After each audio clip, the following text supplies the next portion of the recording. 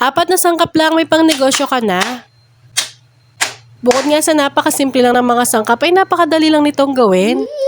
Kaya tara na at samahan nyo na akong gumawa ng peanut brittle. Ito na nga yung mga sangkap na kailangan natin. 1 cup ng salted peanut, 1/3 cup ng butter, at 1 cup ng asukal. Simulan na natin. Bali gamit ng katamtaman lakas ng apoy, ay isa lang na natin ang ating kawali. Ilagay ang ating 1 cup ng asukal. Mas maganda kung brown sugar yung gagamitin natin. Idagdag ang 1/4 cup ng water. I-mix lang natin ito hanggang sa medyo matunaw ng ating asukal. Hayaan lang natin itong kumulo hanggang sa mag-caramelize na ang ating sugar. Kapag ganyan na yung kulo, ay wag natin itong hahaluin. Kapag nakikita mo na malalaki na yung bula na lumalabas, isa ka naman natin ilalagay ang 1/3 cup ng butter. I-mix lang natin ito, saka naman natin ilalagay ang ating 1 cup ng salted peanut. Halu-haluin lang natin ito mga kayami at hayaan natin itong maluto hanggang sa maging caramelized na talaga yung sugar. Kapag ganyan na nga ay ayos na yan. O diba napakadali lang, saka lang natin ito itatransfer sa ating paglalagyan. Bali inilagay ko lang nga yan sa silicone mat para madaling bakbakin, pero pwede rin kayong gumamit ng parchment paper. Ilatag lang natin ito sa gusto nating kapal at nang mabilis dahil madali lang din itong mag-set. Kung nakaabot ka nga sa parte ng video na ito ay maraming salamat. Comment mo na rin yung yummy at kung saan kang lugar para may shoutout ka namin sa next video. Ayan, pag-ayos na, ipalamigin lang natin ito. Magsiset na yan ang talaga naman titigas ang ating peanut brittle. Pagkatapos nga ng mga ilang oras ay ito na ang ating peanut brittle. Nag-set na talaga siya at napakalaki din ang nagawa natin. Para naman maging bite size ang ating peanut brittle ay ganito lang ang gagawin natin. Depende sa inyo kung gaano kalaki ang gusto nyo. Ayan na nga, titikman na ito ni Kuya Uno. Nung nakita niya nga ito ay naging familiar talaga ito sa kanya dahil ito nga yung madalas niyang kinakain sa tindahan ng lola niya. Usong-uso nga din ito nung panahon ng mga batang 90s. Kung may piso ka ay makakabili ka na nga sa tindahan, samahan mo pa nung bukayo. Kaya subukan mo na rin, tamang-tama nga itong panghimagas at napakadali lang talaga nitong gawin. May panghimagas at merienda ka na at pwedeng-pwede mo pang ibenta. Siguradong babalik-balikan ka ng mga bata kapag ganito yung binenta mo. Yun lang at salamat sa panonood. Syempre, pakishare mo na yan at pakipindot mo na yung follow button para updated ka sa mga easy recipe na kayang-kaya mong gawin. Follow and share!